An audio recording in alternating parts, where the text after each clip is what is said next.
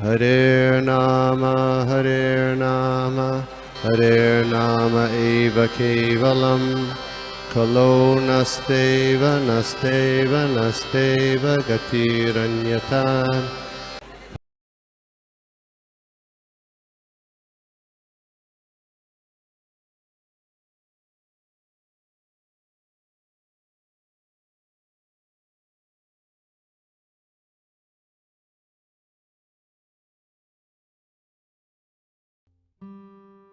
महेश्वरी प्रियेश्वरी आदेश्वरी सुरेश्वरी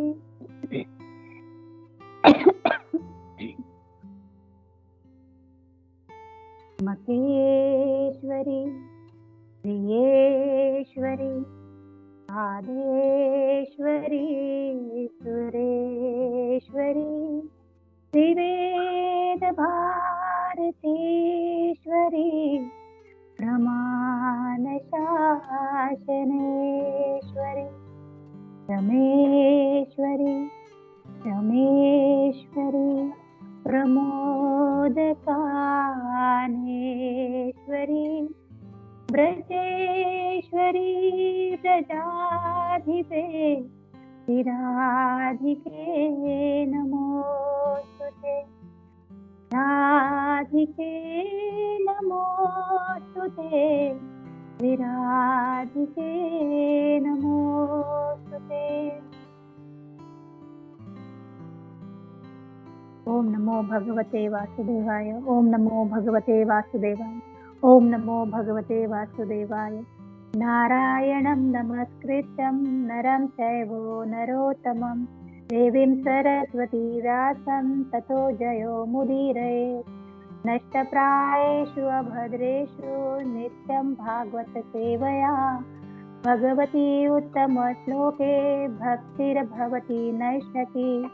नमः पंकजनाभाय नमः पंकजमालिने नमः पंकजनेत्राय नमस्ते पंकजांग्रे। हे कृष्ण करुणा सिंधु दीनबंधु जगत्पते गोपेश गोपिका कांत श्रीराधा कांत नमस्तुते। सप्तकांचन गौरांगी श्रीराधे वृंदावनेश्वरी वृषभानुसुते देवी प्रणमामि हरिप्रिये। जय श्री कृष्ण चैतन्य प्रभु नित्यानंद श्री अद्वैत गदाधर श्रीवासादि गौर भक्त वृंद। हरे कृष्ण कृष्ण कृष्ण हरे हरे हरे राम राम राम हरे हरे। हरे कृष्णा। सभी उपस्थित वैष्णवों के चरणों में मेरा कोटि कोटि दंडवत। आज मुझे श्रीमद् भागवतम के तीसरे स्कंद के अध्याय 4 और श्लोक नंबर 9 और 10 की सेवा दी गई है। आप सबसे प्रार्थना है मुझे आशीर्वाद दीजिए कि मैं ये सेवा अच्छे से कर सकूं। पहले श्लोक रिसाइट कर लेते हैं।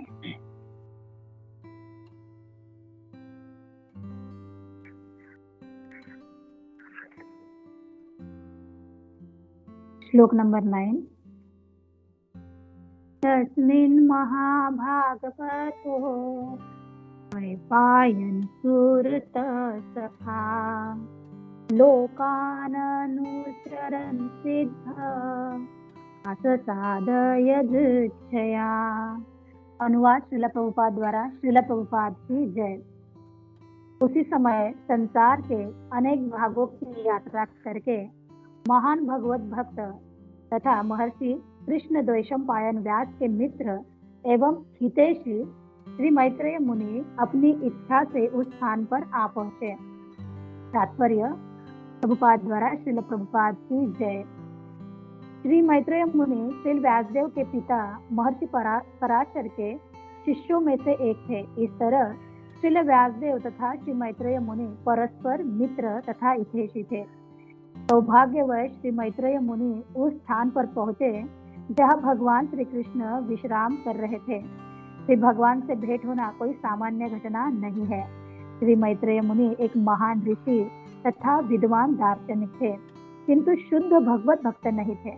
अतएव उस समय श्री भगवान से उनकी भेंट किसी अज्ञात सुकृति अर्थात किसी अज्ञात भक्तिमय सेवा के कारण हुई होगी। शुद्ध भक्त सदैव शुद्ध भक्तिमय सेवा में लगे रहते हैं, अतएव श्री भगवान से उनकी भेंट स्वाभाविक है। किंतु जब श्री भगवान से ऐसे लोग मिलते हैं तो उस उचित स्तर पर नहीं होते, तो यह भेंट आकस्मिक भक्तिमय सेवा के अदृश्य भाग्य के कारण होती है। आगे वाला श्लोक भी हम पढ़ लेते हैं। श्लोक नंबर 10। तस्यानुरक्तश्च मुनेर्मुकुन्द प्रमोद भावानत कंदरश्च आशृण्वतो मामुनुरागहास समीक्षयाभिष्टमयन्वाच। श्री मैत्रेय मुनि उनमें श्री भगवान में अत्यधिक अनुरक्त थे और वे अपना कंधा नीचे किए हुए प्रसन्न मुद्रा से सुन रहे थे। मुझे विश्राम करने का समय देखकर श्री भगवान मुस्कुराते हुए तथा विशेष रूप से मेरी ओर देखते हुए इस प्रकार बोले। तात्पर्य, यद्यपि उद्धव तथा श्री मैत्रेय मुनि दोनों ही महात्मा थे, किंतु श्री भगवान का ध्यान उद्धव पर अधिक था, क्योंकि वे निष्कलंक शुद्ध भक्त थे। ज्ञानी भक्त अर्थात वह जिसकी भक्ति एकत्ववाद के दृष्टिकोण से मिश्रित होती है, शुद्ध भक्त नहीं होता। यद्यपि श्री मैत्रेय मुनि भक्त थे, किंतु उनकी भक्ति मिश्रित थी। श्री भगवान दिव्य प्रेम के आधार पर अपने भक्तों से आदान प्रदान करते हैं, सात्विक ज्ञान या सकाम कर्मों के आधार पर नहीं। श्री भगवान की दिव्य प्रेमा भक्ति में एकत्ववाद ज्ञान अथवा सकाम कर्मों के लिए कोई स्थान नहीं होता। वृंदावन की गोपियां न तो उच्च स्तर की विद्वान थी न योगी थी, उनमें श्री भगवान के लिए अत्यधिक प्रेम था, अतः वे उनके प्राणधार बन गए और गोपियां भी उनके प्राणधार हो गई। श्री चैतन्य महाप्रभु ने श्री भगवान के साथ गोपियों के संबंध को सर्वोत्कृष्ट माना है। यहाँ पर वृद्धों के प्रति श्री भगवान का दृष्टिकोण श्री मैत्रेय मुनि की अपेक्षा अधिक घनिष्ठ था।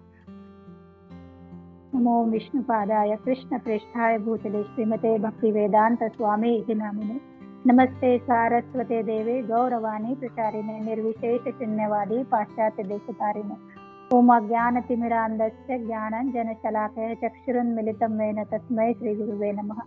जय श्री कृष्ण चैतन्य प्रभु नित्यानंद श्री अद्वैत गदाधर श्रीवासादि गौर भक्तवृंद। हरे कृष्ण कृष्ण कृष्ण हरे हरे, हरे राम राम राम हरे हरे। हरे कृष्णा बहुत ही सुंदर श्लोक है। अध्याय का नाम ही है विदुर का श्री मैत्रेय मुनि के पास जाना। तो अभी मैत्रेय मुनि और विदुर जी की जो भेंट हो रही है ये हरिद्वार में हो रही है, जहाँ पे मैत्रेय मुनि ने अभी भगवान का दर्शन किया है। तो श्रील प्रभुपाद मैत्रेय मुनि के बारे में बता रहे हैं। ये मैत्रेय मुनि है कौन? तो अपनी माता जो मित्रा उनका नाम था, उनके नाम पे मैत्रेय मुनि को ये नाम मिला है। तो ये जन्म से ही कैसे है? जन्म से ही एकदम मेधावी ऋषि है, बड़े ही धार्मिक है, आध्यात्मिक है। और बुद्धिमता कैसी है? मेधावी होता है जो बहुत ही बुद्धिमान हो, जिसकी बुद्धि एकदम तल्लख हो, ऐसे बुद्धिमान मैत्रेय ऋषि थे। तो ये मैत्रेय ऋषि का भी एक बहुत बड़ा रोल है महाभारत में। ये मैत्रेय मुनि अपनी जब तपस्या वगैरह सब हो रहा था उनका, तो उनको पता चलता है कि कौरव और पांडवों में क्या हुआ है। इनमें जो द्यूत क्रीड़ा हुई और द्यूत क्रीड़ा में पांडवों को वनवास भेज दिया गया। तो उनको बहुत दुख होता है इस बात से कि ये तो अधर्म है, ऐसे नहीं होना चाहिए, धर्म की स्थापना होनी चाहिए, समाज में धर्म का अच्छे से पालन होना चाहिए। तो वो दुर्योधन के पास जाते हैं, हस्तिनापुर जाते हैं उसको समझाने के लिए। और जब दुर्योधन के पास जाते हैं तो पितामह भीष्म, धृतराज, विदुर जी ये उनका बहुत अच्छे से स्वागत करते हैं, बहुत अच्छे से उनका आदर सत्कार करते हैं। फिर दुर्योधन को बुलाया जाता है। दुर्योधन को कहा जाता है कि मैत्रेय मुनि आए हैं और तुमसे वार्तालाप करना चाहते हैं। तो दुर्योधन आता है, मैत्रेय मुनि के पास बैठता है। तो मैत्रेय मुनि दुर्योधन को बताना शुरू करते हैं कि जो भी तुमने तुम्हारे साथ अपने भाइयों को तुमने जो भी कुछ दंड दिया है या जो वनवास में तुमने भेजा है, तो ये उचित नहीं है। अपने भाइयों के साथ, अपने सगे संबंधियों के साथ ऐसा जो वैमनस्य है, ये जो शत्रुता है, वो ठीक नहीं होती है। तो धर्म के अनुसार तुम्हें क्या करना चाहिए? तुम्हें उनसे सुलह कर लेनी चाहिए, तुम्हें उनसे समझौता कर लेना चाहिए या उनको क्षमा भी कर देना चाहिए। तो और वो तुम्हारे उसमें तुम्हारे छोटे भाई भी है, तो उनपे भी तुम्हें दया दिखानी होगी। इस तरह से वो उनको शास्त्रों का ज्ञान दे रहे थे। और उस समय ये जो दुर्योधन था, ये दुर्योधन क्या करता है? दुर्योधन उनपे हंस रहा था, है ना? और हंसते हंसते क्या कर रहा था? अपनी जंघा को पीट रहा था, है ना? जंघा पे हाथ मार मार के हंस रहा था, जैसे कोई जोक सुना रहे हो। तो इस तरह से वो क्या कर रहा था? उनका एक तरह से मजाक उड़ा रहा था। और जब मैत्रेय मुनि देखते हैं कि ये तो क्या कर रहा है? मेरा उपहास कर रहा है, तो मैत्रेय मुनि क्रोधित हो जाते हैं और मैत्रेय मुनि दुर्योधन को शाप दे देते हैं कि जिस जंगा को पीटते पीटते हुए तुम क्या कर रहे हो? तुम मेरा उपहास कर रहे हो ना, तो इसी जंगा को तुम्हारे क्या कर दिया जाएगा? विच्छिन्न कर दिया जाएगा, तुम्हारे जंगा को फाड़ दिया जाएगा और इस तरह से तुम्हारी मृत्यु होगी। तो इस तरह से मैत्रेय मुनि का शाप मिलता है दुर्योधन को। और आगे जाके हम देखते हैं कि भीम दुर्योधन की जंगा को ही फाड़ देता है ना? इस तरह से उसकी मृत्यु होती है। तो ये ऐसे मैत्रेय मुनि, अब ये मैत्रेय मुनि भगवान का दर्शन करते हैं। तो यहाँ पे बताया जा रहा है, प्रभुपाद बता रहे हैं कि मैत्रेय मुनि इतने शुद्ध भक्त तो थे नहीं, फिर भी उनको भगवान का दर्शन कैसे हुआ? तो कोई तो अज्ञात सुकृति है। तो ये अज्ञात सुकृति क्या है? तो प्रभुपाद बताते हैं कि ये अज्ञात सुकृति होती है वैष्णवों की सेवा, गुरु की कृपा। कोई वैष्णव की सेवा भी कर ले, कोई उसके ऊपर गुरु की कृपा भी हो जाए, तो क्या हो जाता है? भगवान के दर्शन हो सकते हैं, भगवान आपको मिल सकते हैं। तो प्रभुपाद जी जब अपने शिष्यों को लेके ना यहाँ पे गए थे, साउथ में गए थे बालाजी के दर्शन में, तो वहाँ के जो ब्राह्मण थे, उन ब्राह्मणों ने जो भी प्रभुपाद जी के साथ जो भी फॉरेन के सारे सन्यासी आए थे या जो भी डिवोटीज आए थे, तो उनको प्रवेश करने से भी मना कर दिया था। उनका कहना था कि इनको तो वेदों का नॉलेज नहीं है, इनका तो कुल का पता नहीं है, और ऐसे ये लोग है ना, इनको तो उच्चारण भी ठीक से नहीं है इनका, और ऐसे लोगों को कैसे आपने सन्यासी बना दिया, कैसे इनको आपने ब्राह्मण बना दिया, है ना? ये उचित नहीं है, ये शास्त्रों के विरोध है। तो प्रभुपाद जी कहते हैं कि हाँ, ये तो है कि इनमें तो कोई क्वालिटी है नहीं, इनमें तो कोई भी क्वालिटी है नहीं, लेकिन हाँ, इनमें एक क्वालिटी है कि ये मेरे वचनों का यथोचित पालन करते हैं। मैं जैसे कहता हूँ ये वैसे ही करते हैं। तो गुरु की आज्ञा का पालन करना, है ना? तो गुरु की आज्ञा का पालन करने से ही ये सारे गुण प्रकट होते हैं। चैतन्य महाप्रभु जो रूप सनातन को जो शिक्षा देते हैं, उस शिक्षा में भी वैष्णव सदाचार के बारे में बता रहे हैं। तो ये वैष्णव सदाचार में बताया गया है कि जैसे हम आभूषण पहनते हैं ना, किसी को प्रसन्न करने के लिए, अपनी खूबसूरती के लिए, है ना, अलंकार पहनते हैं कि हम, या कुछ वेशभूषा करते हैं ताकि कोई हमें देख के प्रसन्न हो या आकर्षित हो जाए ना, हमारा रंग रूप एकदम देख के आकर्षित हो जाए। तो हमें भगवान हमसे आकर्षित हो, ऐसे अलंकार पहनने चाहिए, ऐसे आभूषण पहनने चाहिए। तो चैतन्य महाप्रभु बताते हैं ये अलंकार क्या है कि भगवान के आकर्षण आप बनो, है ना? हमें भगवान का आकर्षण बनना है। तो कैसे बनेंगे? तो वैष्णवों के लिए आभूषण है जो शिक्षा अष्टकम का 3रा श्लोक, नादपि सुनीचेन सरोरपि सहिष्णुना अमाननीना मानदेन कीर्तनीय सदा हरि। तो ये है ना, इसको चैतन्य महाप्रभु कहते हैं ये वैष्णवों का आभूषण है। तो वैष्णवों कैसे होना चाहिए? वैष्णवों को ऋण से भी अधिक क्या होना चाहिए, तृण से भी अधिक हमें नम्र होना चाहिए। इतनी नम्रता होनी चाहिए कि जैसे तृण है ना, जो घास है, घास के तिनकों पे कितना भी पैर देके चले जाए है ना, वो बुरा नहीं मानता, वो फिर से अपनी जैसा है उस पूर्व स्थिति में वो आ जाता है। तो इस तृण के जैसा होना चाहिए कि कोई अपमान, मान, मर्यादा कुछ नहीं, खुद के लिए कुछ नहीं, है ना। और तरोड़ की यानी पेड़ के जैसे, पेड़ कैसे है, पेड़ों को काटो, उनके ना उनको लोग उनका इस्तेमाल करते हैं, लेकिन फिर भी वो छाव देना नहीं छोड़ते, फल देना नहीं छोड़ते, है ना, अपनी छाया देते ही रहते हैं। तो इस तरह से सहनशील भी होना पड़ेगा, सहनशील भी होना पड़ेगा। तो जब ये दो गुण, नम्रता और सहनशीलता, ये क्या है, ये वैष्णवों के आभूषण है। तो ये जिसके पास ये आभूषण है, तो चैतन्य महाप्रभु कहते हैं कि ये कृष्ण के आकर्षण बनेंगे। कृष्ण ना ऐसे वैष्णवों से आकर्षित हो जाएंगे।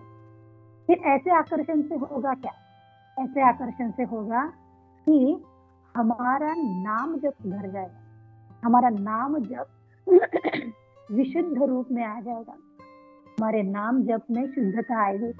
कृष्ण प्रेम क्या है, चैतन्य प्रभु कहते हैं हम कृष्ण प्रेम कहते हैं। तो चैतन्य महाप्रभु बताते हैं कि मेरा नाम ही कृष्ण प्रेम है। जो मेरे नाम को विशुद्ध रूप से लेगा, तो कौन लेगा, जिसमें ये नम्रता है, सहनशीलता है, जिसने इस लोक को अपने लाइफ में आचरण में डाला है ना, वही कृष्ण का नाम शुद्धता से ले पाएगा, और उसी में कृष्ण प्रेम छिपा है, तभी कृष्ण का प्रेम उसे मिल सकेगा।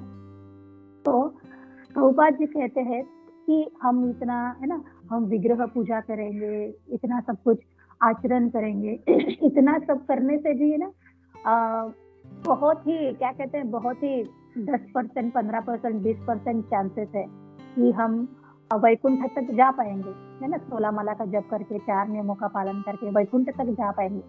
लेकिन कृष्ण प्रेम कैसे मिलेगा, गोलोक धाम का प्रेम कैसे मिलेगा। गोलोक धाम में जाना है, वहां का रहवासी बनना है, तो वहां का प्रेम कैसे प्राप्त होगा।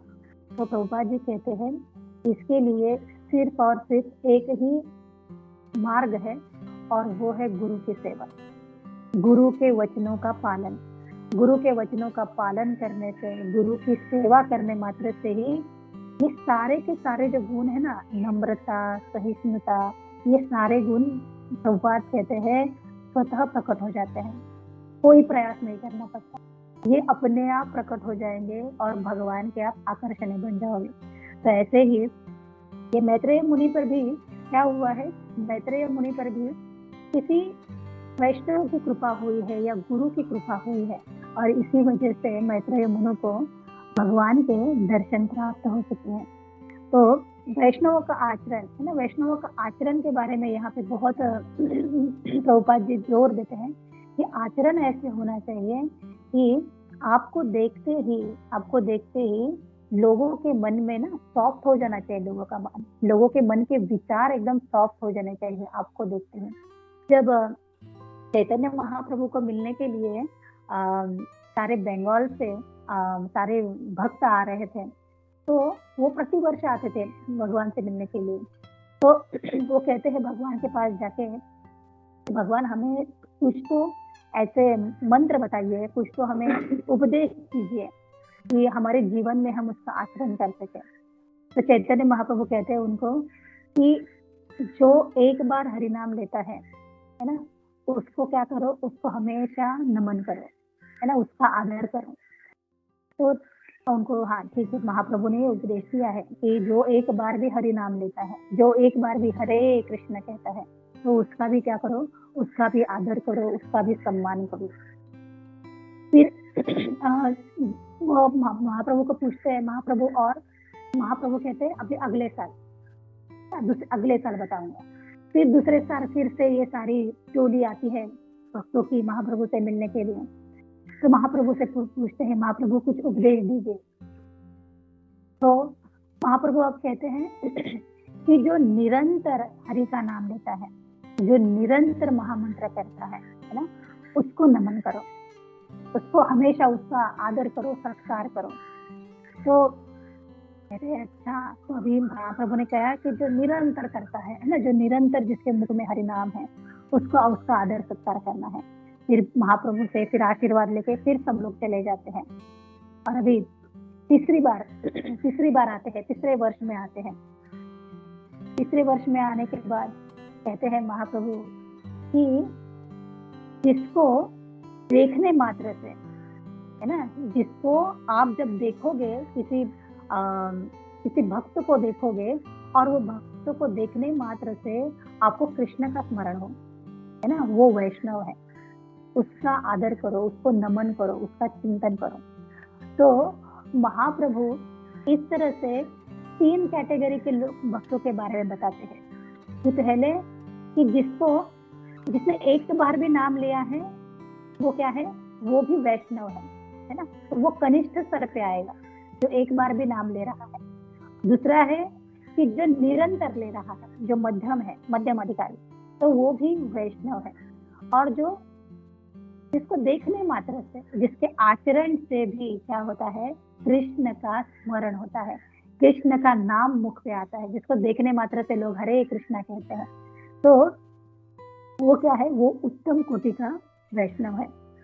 तो इस तरह से महाप्रभु और श्रील प्रभुपाद हमें बताते हैं कि वैष्णवों के दर्शन मात्र से भी किस तरह से भगवान का स्मरण होता है, और ये किस तरह से हमें अपने गुरु के, है ना, जो गुरु ने बताए हुए उपदेशों का पालन करते हुए ये सारा ज्ञान प्राप्त होता है।